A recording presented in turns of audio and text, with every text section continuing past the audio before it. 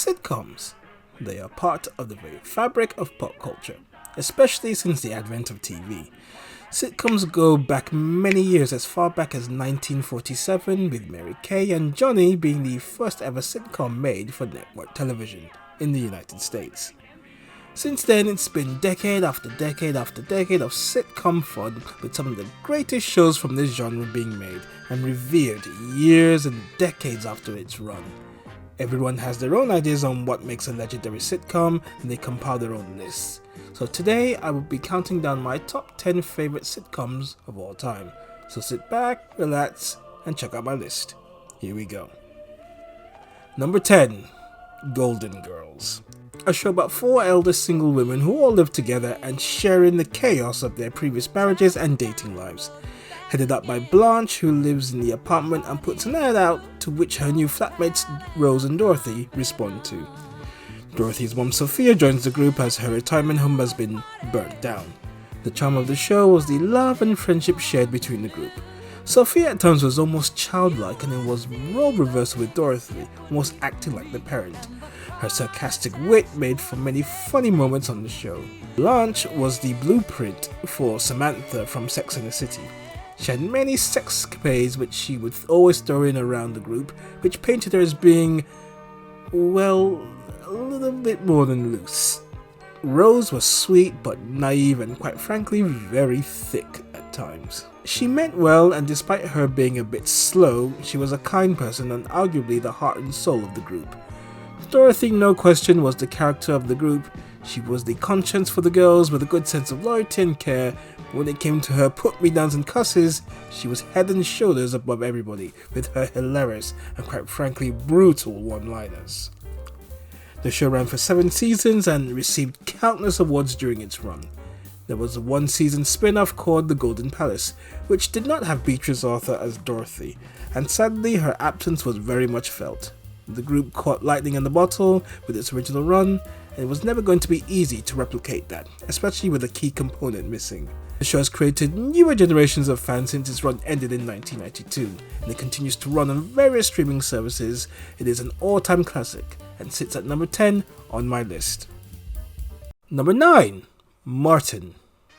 Fresh from his appearance in the first 2 House Party movies that got him into the public eye is Martin Lawrence.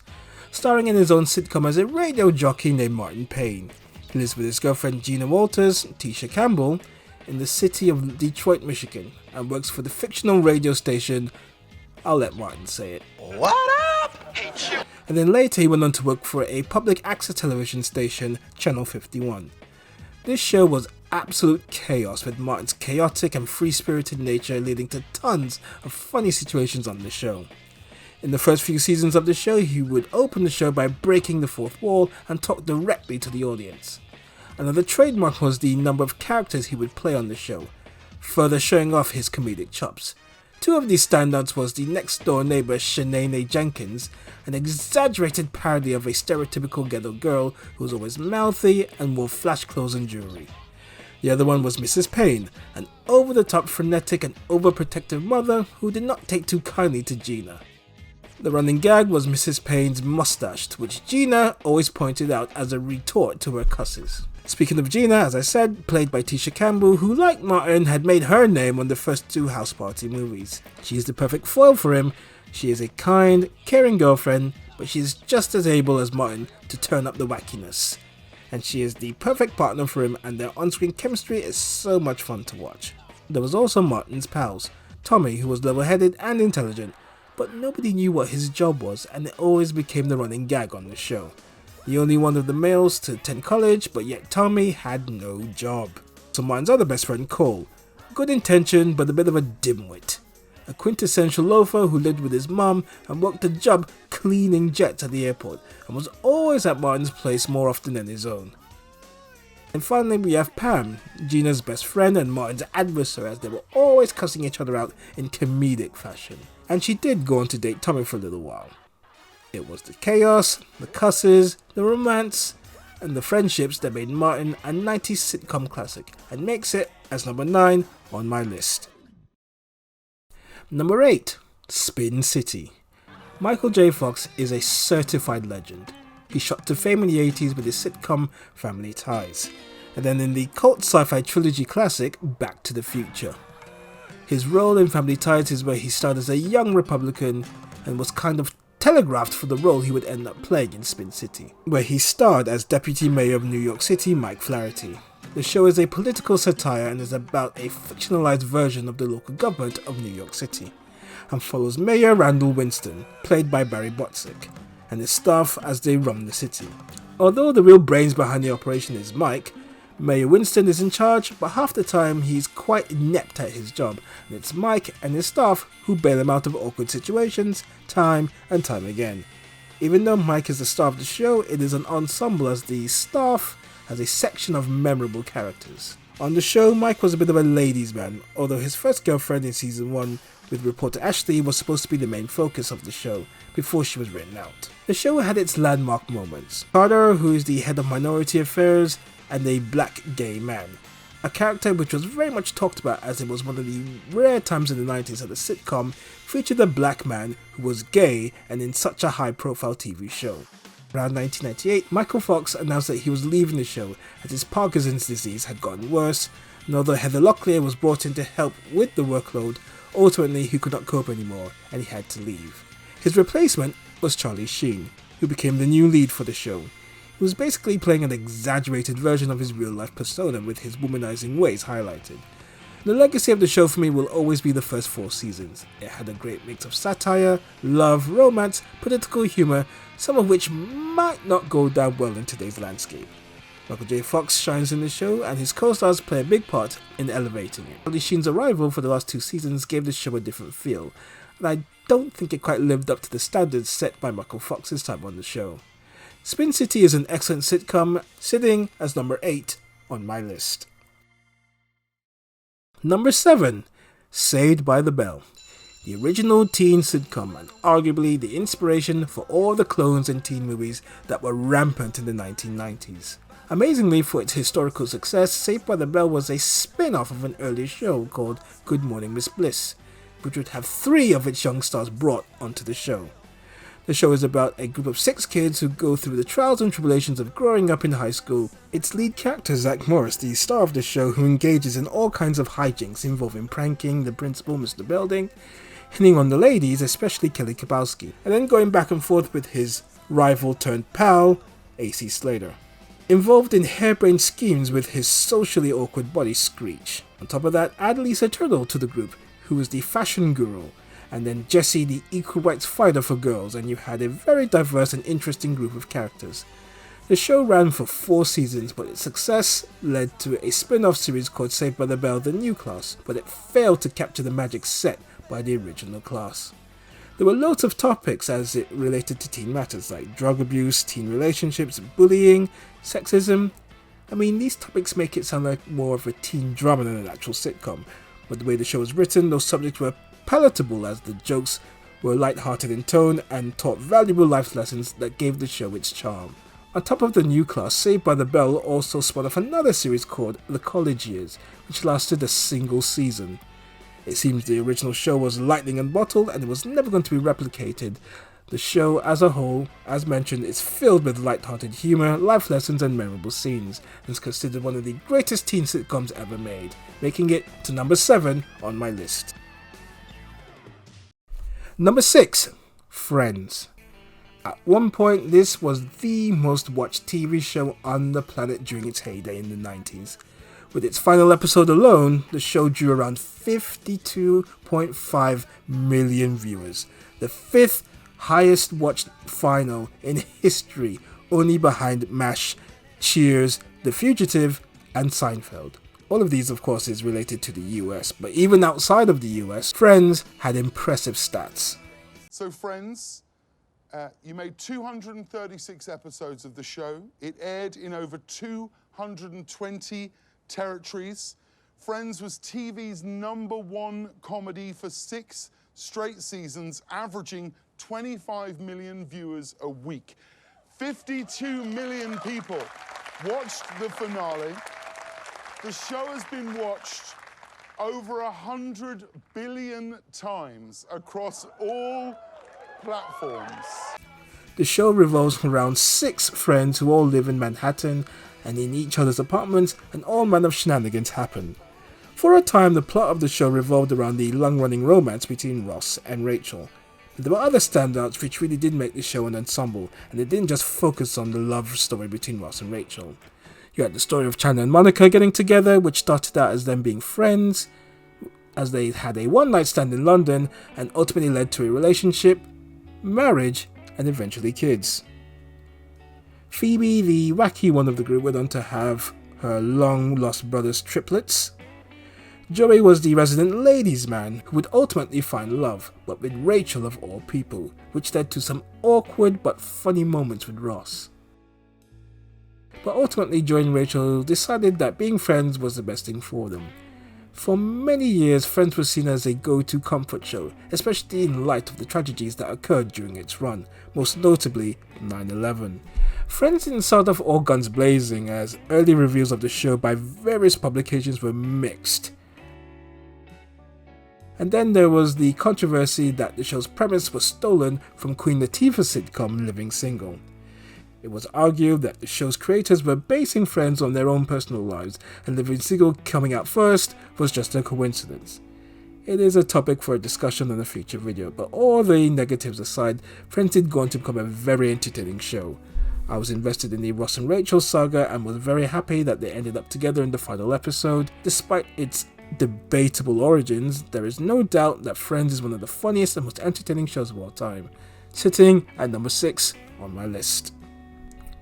Number 5, Living Single. Yeah, I think we all saw that one coming. Living Single was the show that helped propel Queen Latifah to new heights of fame and success. She was already a big star thanks to her success as one of the pioneering ladies of hip-hop, but this show took her to another level. Living Single centered around 6 young adults living the single life in Prospective Heights, Brooklyn.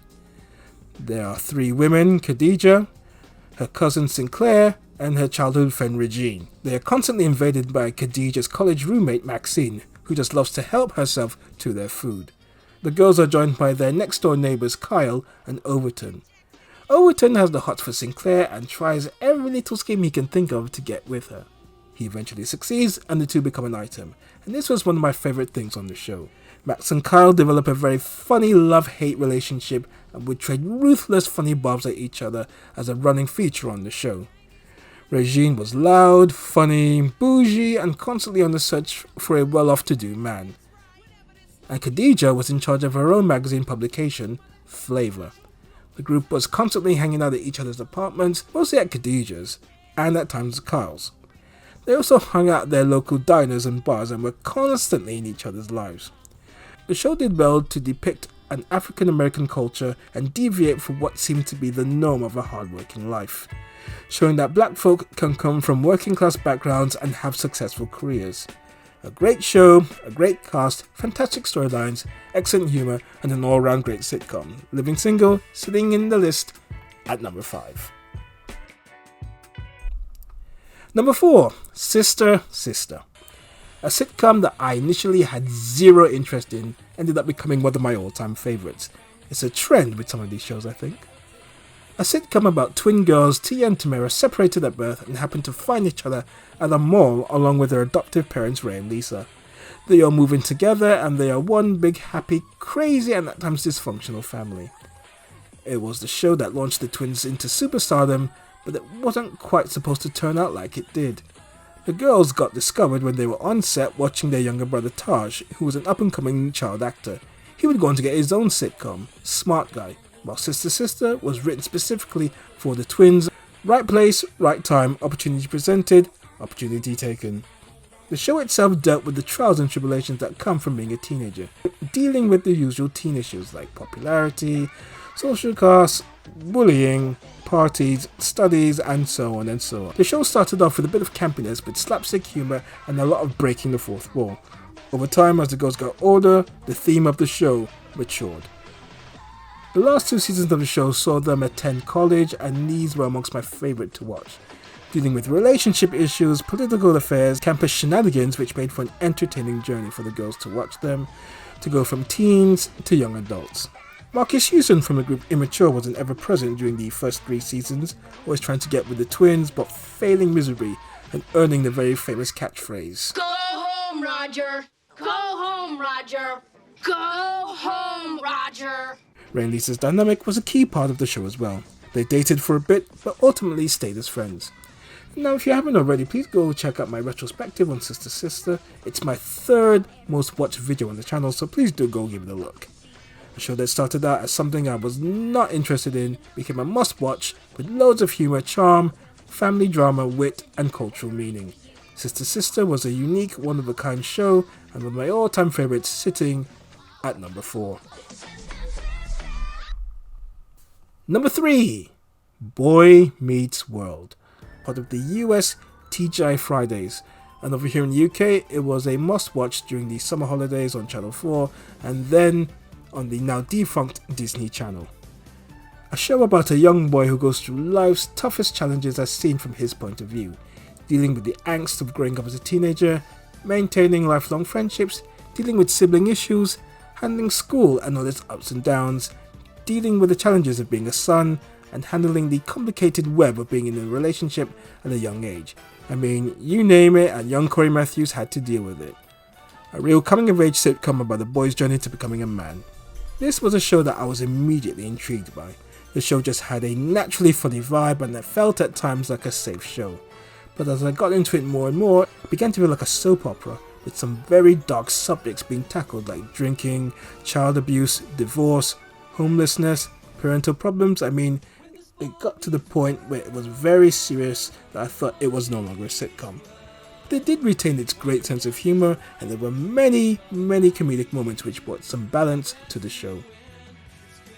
Corey and Topanga's relationship was the front and centre storyline and really told a great story of love and relationships. There was a ton of drama to go with all the comedy, and that is part of what makes this show, I feel, such a great standout. The writing and the acting and the humour and the show's ability to make and handle mature subjects really delivered and made the show a great success story. There's a lot to get into, but my 2-parter covers all of that, so I'll end the section by stating that Boy Meets World was another great 90s sitcom, with a lot of great plus points that made it must-watch TV, and it sits high in the charts as number 3 on my all-time sitcoms list. Number 2. The Cosby Show.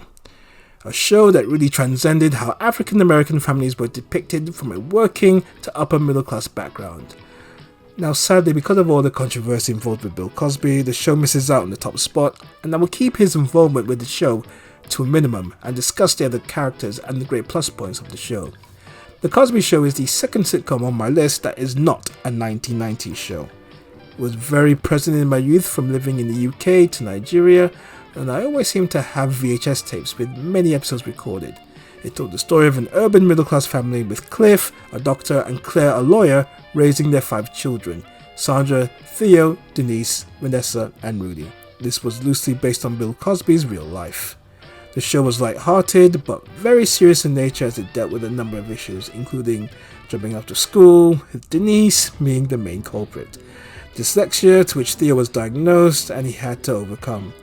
There were also instances of teenage pregnancy, not with any of the Cosby kids but with their friends, of which Cliff and Claire went at great pains to stress to their kids the importance of being responsible when it came to their relationships. On top of all these issues, there were comedic moments, and it usually involved the kids getting in trouble, whether it was Rudy breaking Cliff's juice machine, or Vanessa getting drunk at a friend's stayover and her parents finding out, and all the hilarious consequences that followed.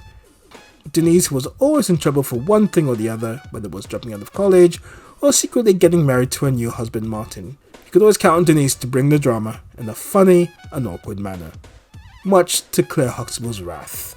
The show introduced the world to one Raven Simone as Olivia, Denise's stepdaughter. She brought a different dimension to the show and took Rudy's place as the baby of the show, and from time to time Rudy would play big sister to her. The show also introduced RetroAlexander of Living Single, who played Cliff's younger cousin on the show. The running gag on the show was, despite having 5 kids, Cliff was looking to send them all off to college so the house would have less people.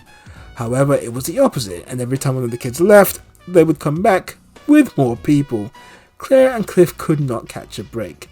The show was full of many laughs and dramas and was very much a family show despite some of its more mature themes.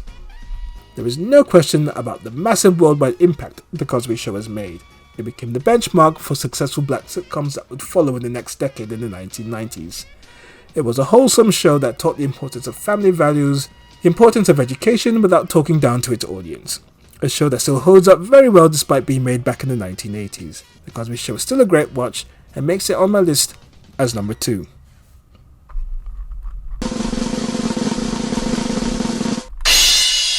Number 1. The Fresh Prince of BelAir.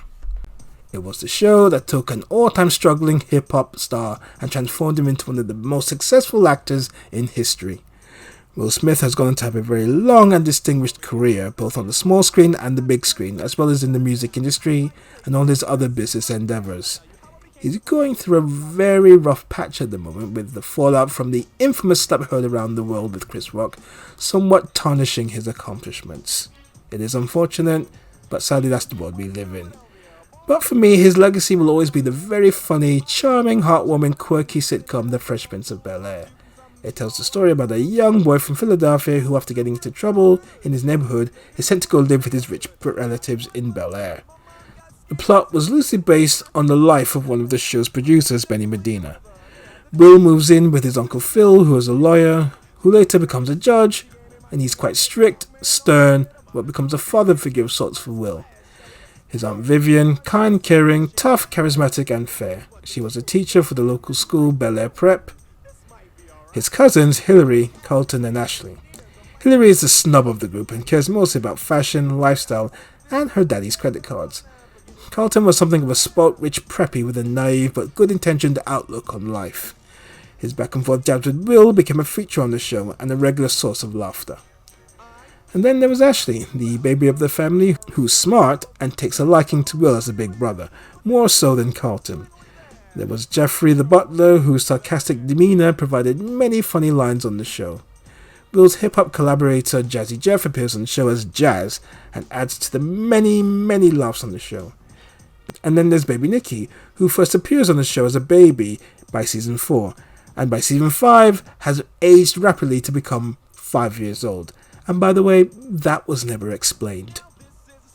For all of Will Smith's antics on the show, it wasn't all laughs and smiles. He does display a good range of acting in more somber moments on the show, and none more compelling and heartbreaking than on the episode Papa's Got a Brand New Excuse in season 4, when Will's dad shows up again in his life, then takes off, leaving Will devastated, and his one-on-one scene with Uncle Phil is just the stuff of legends, and really cementing Will's ability as an actor.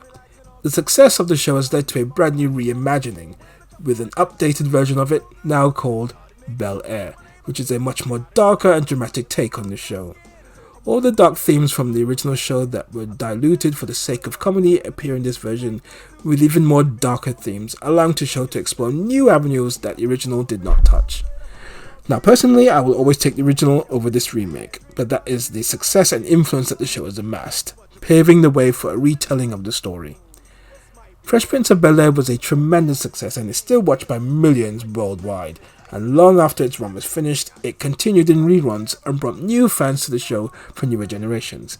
I have run out of superlatives about how great the show is, so I'll end up by saying it's one of the best of all time, and sits as the undisputed king of sitcoms at number 1 on my list. Whew, and there it was, my favourite sitcoms of all time, and it was not an easy feat compiling this list, and there were some very, very iconic shows which were left off for a variety of reasons. This list features sitcoms that made the most and best lasting impressions on me.